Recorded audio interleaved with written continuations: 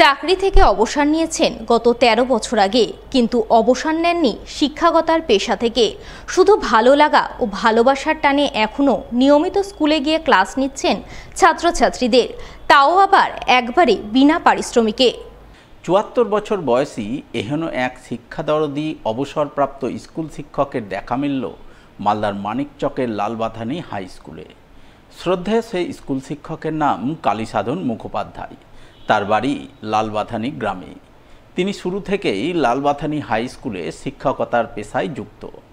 তবে ২০১২ সালে তিনি চাকুরি থেকে অবসর গ্রহণ করেছেন। কিন্তু চাকুরি থেকে অবসর নিলেও ক্লাস থেকে অবসর নেননি। আগের মতোই এখনও নিয়মিত স্কুলে যান। ৭৪ বছর বয়সেও ঘড়ির কাঁটা ধরে ছাত্রছাত্রীদের অঙ্কের ক্লাস নেন।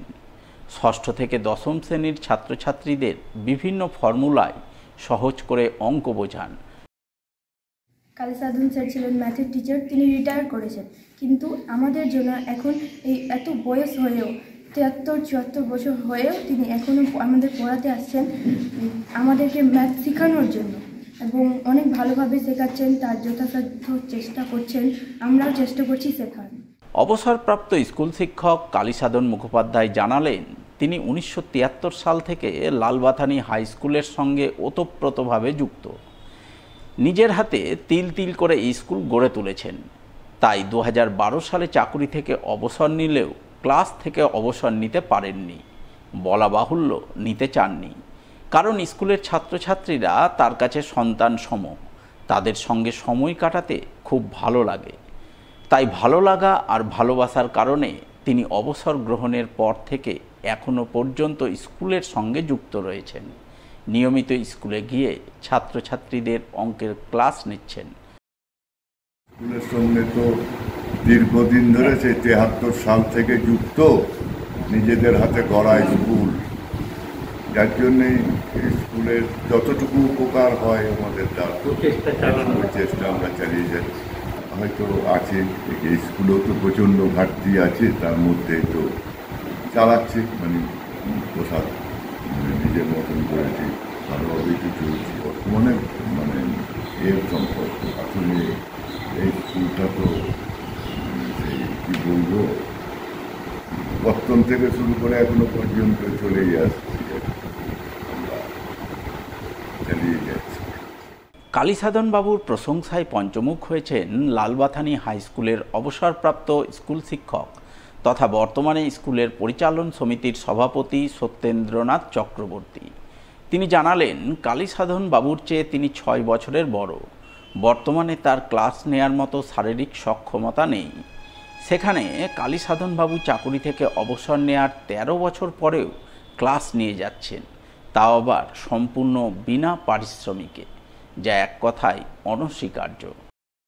উনি প্রতিদিন দুপুরের পর, টিফিন আওয়ারের পর যে কটা ক্লাস থাকে উনি নেন, এবং নিয়মিত উনি স্কুলে আসে পড়ান। পঠন পাঠনের দিকে আগে স্কুলের পরিস্থিতি খুবই ভালো ছিল। পরপর কতগুলো শিক্ষক চলে যাওয়ার পর, যেমন সাক্ষু মণ্ডল, তিলকেশ মিশ্র, তারপরে নারায়ণ সরকার, অপূর্ব ঘোষ, তারপরে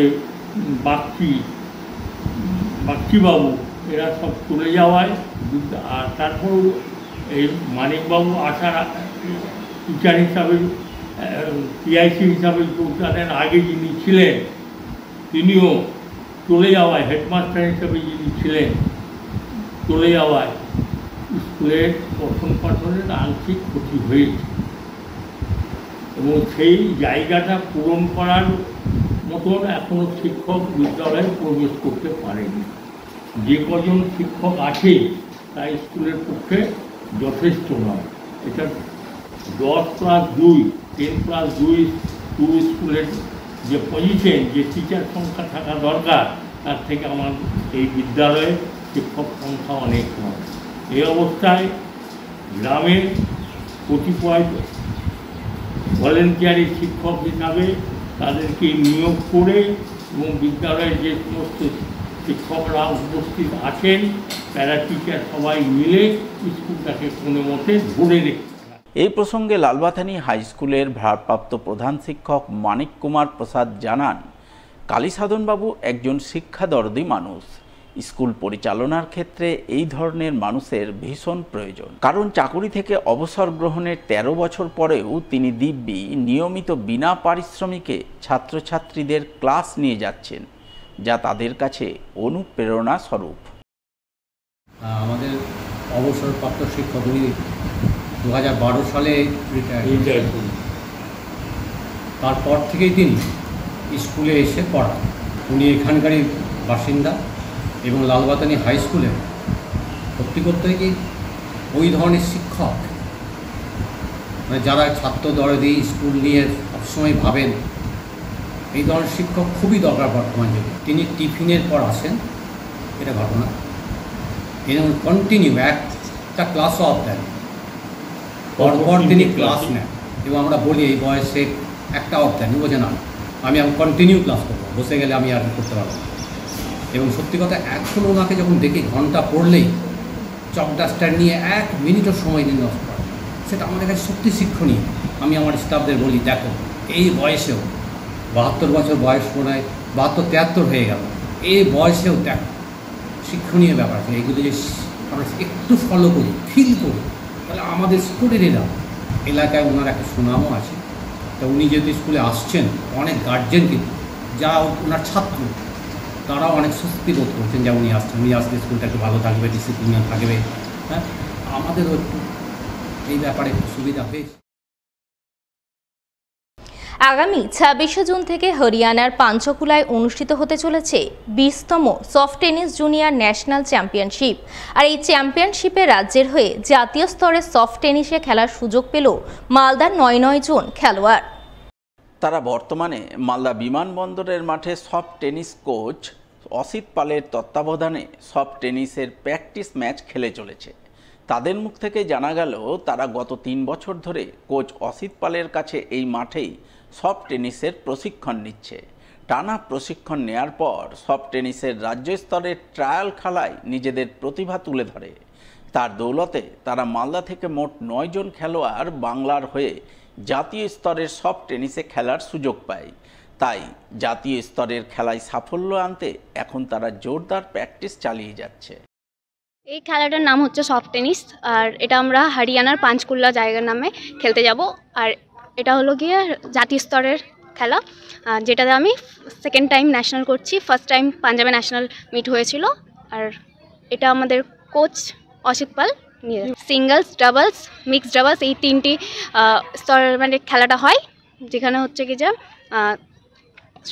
আলাদা আলাদাভাবে চ্যাম্পিয়নশিপ হচ্ছে কি যে টিম চ্যাম্পিয়নশিপ বা ইন্ডিভিজুয়ালভাবে যেভাবে খেলে সেভাবে পুরস্কার রয়েছে। সফট টেনিসের কোচ অসিত পাল জানান, আগামী 26শে জুন হরিয়ানার পাঞ্চকুলায় অনুষ্ঠিত হতে চলেছে 20তম soft tennis junior national championship.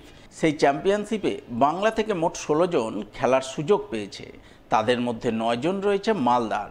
9 জনের মধ্যে 6 জন মেয়ে, 3 জন ছেলে। তাই এই সাফল্যে তিনি ভীষণ খুশি।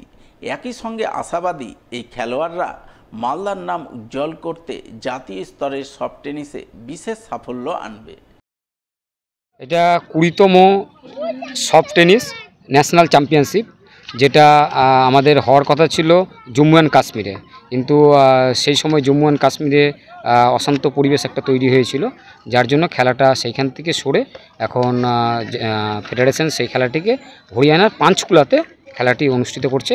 এবং সেটা 26 তারিখ থেকে, এই মাসের 26 তারিখ থেকে 30 তারিখ পর্যন্ত অনুষ্ঠিত হবে হরিয়ানার পাঞ্চকুলা। তো সেইটা আমাদের বেঙ্গল দলের হয়ে, পশ্চিমবঙ্গের হয়ে আমাদের এখান থেকে মালদা জেলার এই ছেলে মেয়েগুলো সুযোগ পেয়েছে। এবং বেঙ্গলের যে ট্রায়ালটা হয়েছিল সেটা আমরা এই মালদাতেই অনুষ্ঠিত হয়েছিল, এবং সেখান থেকে মালদা থেকে 6 জন মেয়ে এবং 3 জন ছেলে সেটাতে সুযোগ পেয়েছে। 3টে ইভেন্ট রয়েছে, সেটা একটা হচ্ছে সিঙ্গেলস, একটা হচ্ছে ডবলস, একটা হচ্ছে মিক্সড ডবলস, এবং প্রত্যেকটাই আলাদা আলাদা খেলা রয়েছে। এবং সেইখান থেকে আবার যারা ভালো পারফরমেন্স করবে বা উইনার টিম, এখান থেকে আবার সিলেকশন হবে, যেটা আমাদের ইন্টারন্যাশনাল এশিয়ান চ্যাম্পিয়নশিপ, সেখানের জন্য আবার সিলেকশন হবে। রাজ্য স্তরে ট্রায়াল করা হয়েছিল। জুনিয়রদের আমাদের এটা গেমস হয় না, জুনিয়রদের ট্রায়ালের মাধ্যমে সিলেকশন করা হয় এবং ওইটা অল ওভার ইন্ডিয়া আমাদের বেঙ্গলে যেটা হয় সেটা হচ্ছে চ্যাম্পিয়নশিপ করা হয়, সেটা ওপেন টু অল, সবাই সেই গেমে অংশগ্রহণ করতে। আমরা বেঙ্গলরা সীমিত জায়গার মধ্যে আমাদের নিজস্ব, আপনারা এখানে দেখতে পাচ্ছেন যে আমার এই মালদা জেলাতেও আমার যারা এখানে প্র্যাকটিস করছে, নিজস্ব কোনো কোর্ট নেই, নিজস্ব কোনো মাঠ নেই, ইকুইপমেন্ট ইনফ্রাস্ট্রাকচার কিছু নেই, তারপরেও এখান থেকে ছেলেমেয়েরা যেটুকু আমার সহযোগিতা রয়েছে বা আমি পারিপার্শ্বিক যে সহযোগিতা পাই, আমাদের জেলা ক্রীড়া সংস্থা রয়েছে, আমাদের মালদা জেলা প্রশাসন রয়েছে, জেলা পুলিশ রয়েছে এবং আরও কিছু খেলাপ্রেমী মানুষ রয়েছে যারা আমাদের এই সহযোগিতার হাত বাড়িয়ে দেয়, যার ফলেই এই খেলাগুলো হচ্ছে এবং এদের যাতায়াতের জন্য যেটা আছে অনেকেই সেই সহযোগিতার হাত বাড়িয়ে দিয়েছে এবং যার জন্যই এই গরিব ঘর থেকে উঠে আসা ছেলেমেয়েরা খেলতে যেতে পারছে।